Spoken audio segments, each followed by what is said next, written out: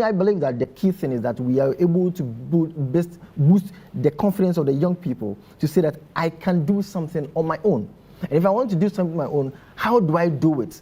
Now, there's been a lead to say that there are a number of hubs across the country. If I want to start an idea, if I have a thought partner and say that I think I can create this kind of business, I can walk to any hub across the country and say, well, this is an idea I have. What am I supposed to do? You go through a certain process that will help you to know whether it is a viable business idea or just an idea that, you know, can just make you feel excited. So I believe that the government involvement at this stage help. And I think the key thing is policy, right? It's policy. And one of the key challenges that we have in our ecosystem is being able to regularize your business, right?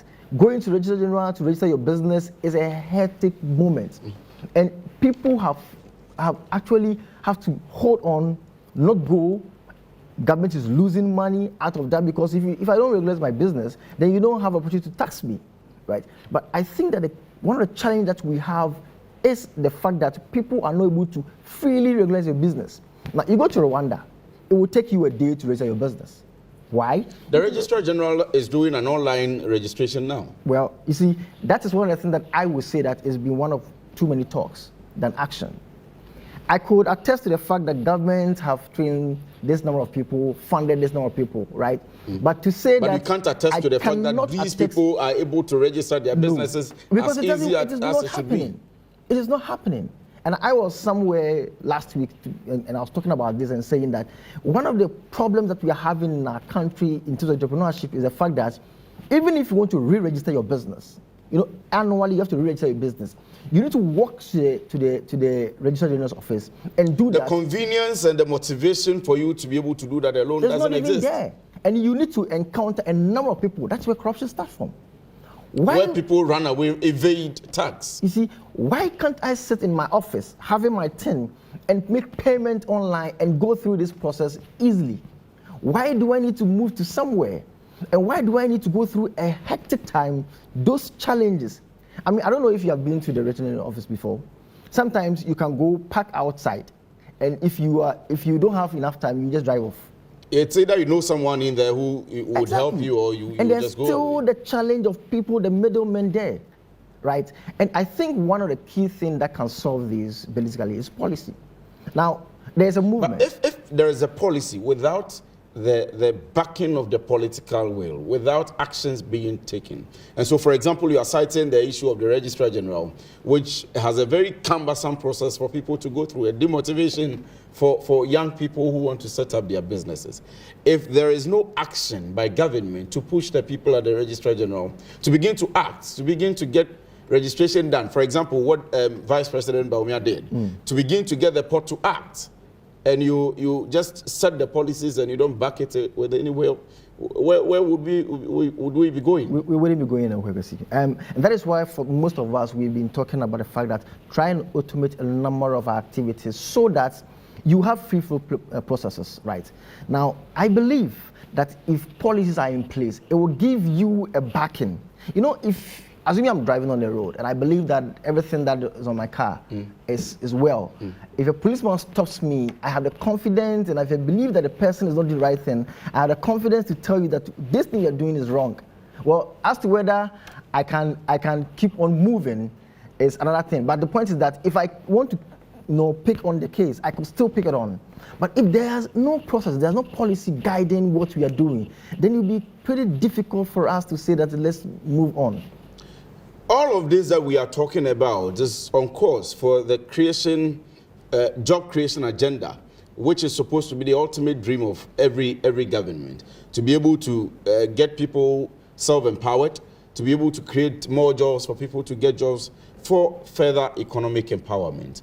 And so government introduced the one district, one factory, which obviously would set up some forms of entrepreneurs, support businesses and all of that, maybe not small or startups, but some level of support. But we are not seeing too much of that yet. Shouldn't that also be the course of government to support the private sector, to do what they are doing and do it effectively, expand the more set up branches and create further employment for people?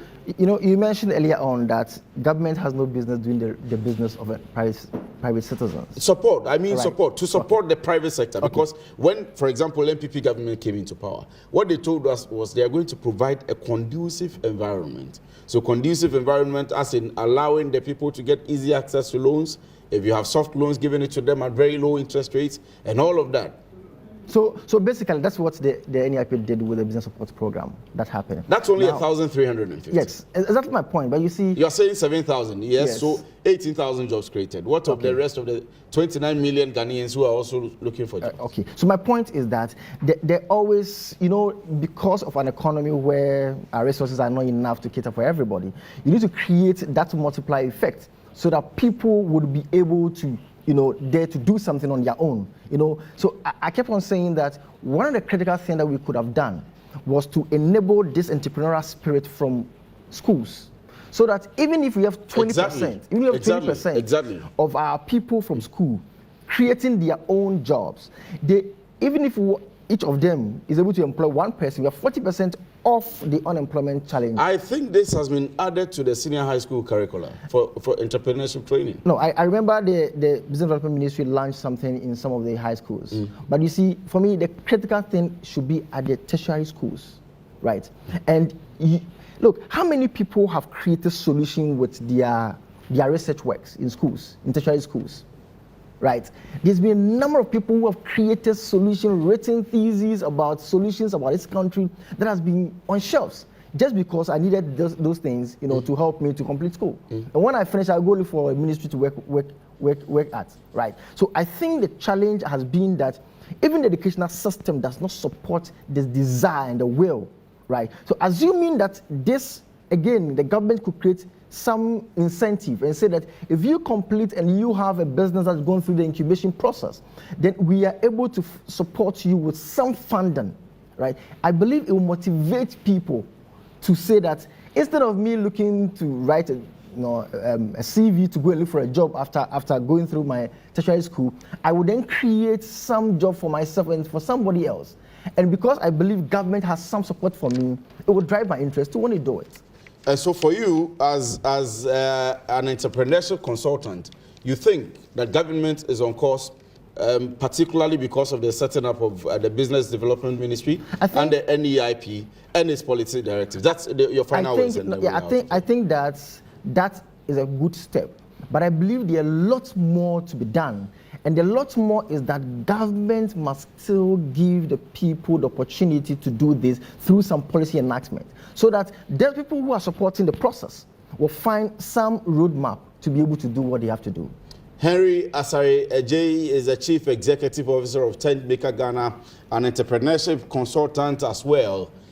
My name is Kwesi Afriye. We'll round up with the business quotes and investment tips. We have been talking about President's promise of supporting the private sector through the provision of a conducive environment and entrepreneurship, creating over 1,350 or supporting 1,350 startups. Good evening.